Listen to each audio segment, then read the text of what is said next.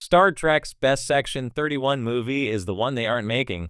A great premise for a Star Trek movie about Section 31, Starfleet's clandestine Black Ops division, was already set up in Star Trek Lower Decks, but that's not the Section 31 movie that Paramount Plus is actually making. Coming January 24th, Star Trek Section 31 is the first feature-length movie in Star Trek's streaming era. Star Trek Section 31 is a spin-off of Star Trek Discovery, featuring Michelle Yeoh as Emperor Philippa Georgiou, and directed by Discovery's Olatunde Osunsanmi, with the darker and edgier tone that earlier seasons of Star Trek Discovery embraced. In the Season 5 finale of Star Trek Lower Decks, The New Next Generation, the crew of the USS Cerritos thwarts a barrage of soliton energy that threatens to destroy Star Trek's prime universe by turning the rift into a stable multiversal portal.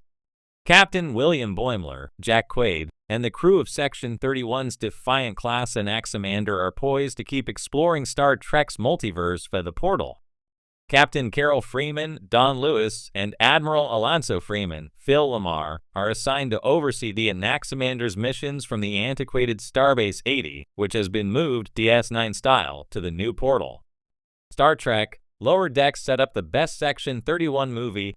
Star Trek Lower Decks already set up the best Section 31 movie in its 5th season, and for now series finale, The New Next Generation. The season ender acts like the backdoor pilot of a brand new Star Trek show, with Starbase 80's move to the new, stable multiversal portal echoing the series premiere of Star Trek Deep Space Nine. While the Freemans oversee Starfleet's multiversal missions, the real tease is knowing that Section 31 plans to use Captain Boimler's Anaximander to explore the multiverse. Yet we'll probably never see the episodic adventures awaiting Boimler's crew. The multiversal portal in Star Trek Lower Decks has huge implications for the Star Trek universe, and that's compounded by the fact that Section 31 has its hands in using it.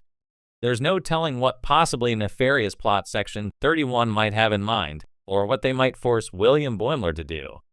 While unraveling Section 31's spycraft would no doubt be the movie's greater arc, the hypothetical Star Trek Anaximander could also easily be a Star Trek take on Marvel's What If series, with one-off glimpses into infinite possibilities for familiar Star Trek characters. Imagine the guest cast. Unfortunately, Star Trek isn't making the Section 31 multiverse story set up by Star Trek Lower Decks. The multiverse portal belongs to Star Trek Lower Decks, and there are no plans to continue Mike McMahon's animated comedy, leaving the Anaximander and Starbase 80 without continuing adventures.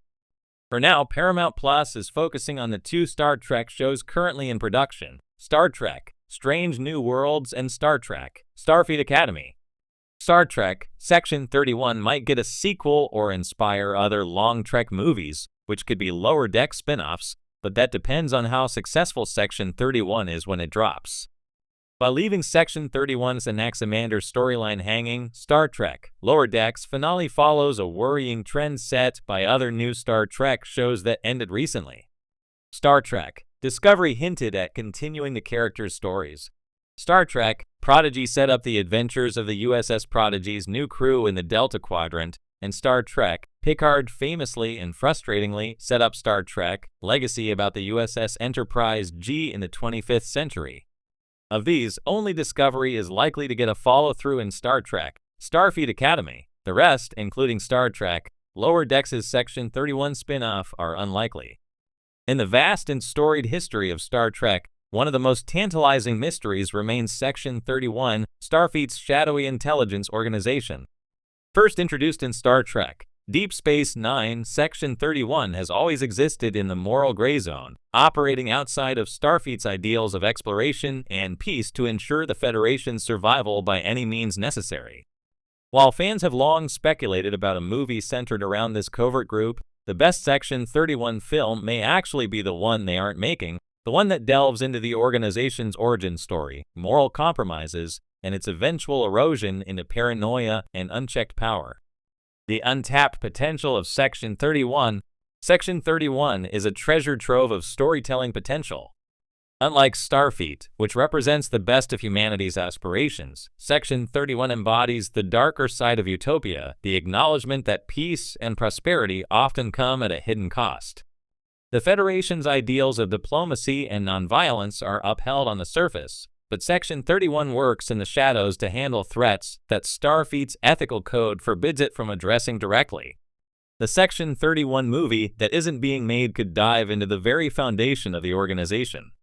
How did Section 31 transition from a provision in the Federation Charter to an extrajudicial powerhouse with no oversight? What moral and ethical debates led to its creation? Was it born out of desperation during a time of war, or was it quietly established during peacetime by those who feared losing the Federation's hard-won gains? These questions could form the backbone of a morally complex narrative, one that explores the interplay between ideals and survival. The missed opportunity for a thematic deep dive. Modern Star Trek projects have often grappled with themes of identity, morality, and the balance between personal freedom and collective security. A Section 31 origin story could take these themes to a new level, offering a darker, more introspective exploration of the Federation's ideals. Imagine a story that pits a young, idealistic Starfleet officer against the pragmatists of Section 31. This officer could be reluctantly recruited into the organization and forced to confront the painful compromises required to protect the Federation. The narrative could ask hard questions. How far is too far in the name of survival? Can a society remain truly ethical if it relies on an organization like Section 31 to preserve its existence? Such a film could also explore the psychological toll of working in Section 31. While the Federation may view its operatives as necessary evildoers, the individuals within the organization might struggle with guilt, paranoia, and the realization that their actions contradict the ideals they once held dear.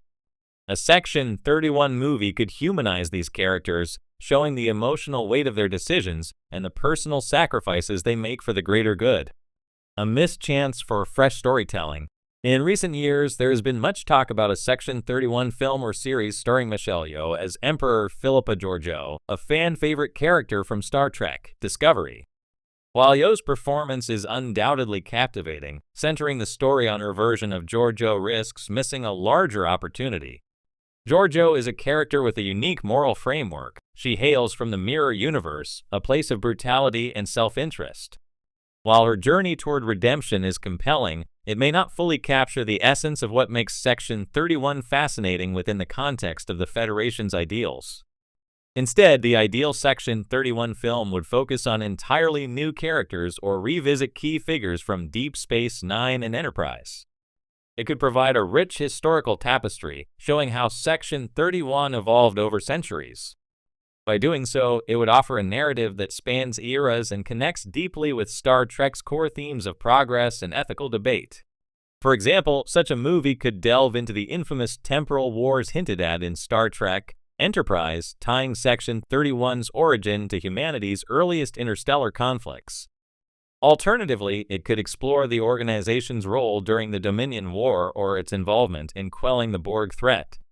Each of these settings offers fertile ground for a story that explores the tension between survival and morality. Why they aren't making it. The primary reason this story isn't being made likely lies in its tone. A Section 31 origin movie would be darker and more complex than the optimistic, adventurous stories that Star Trek is known for. Studios may fear alienating fans who cherish the franchise's hopeful vision of the future. However, Star Trek has always thrived when it pushes boundaries and challenges its audience. From the political allegories of the original series to the ethical dilemmas of Deep Space Nine, Star Trek is at its best when it forces viewers to think,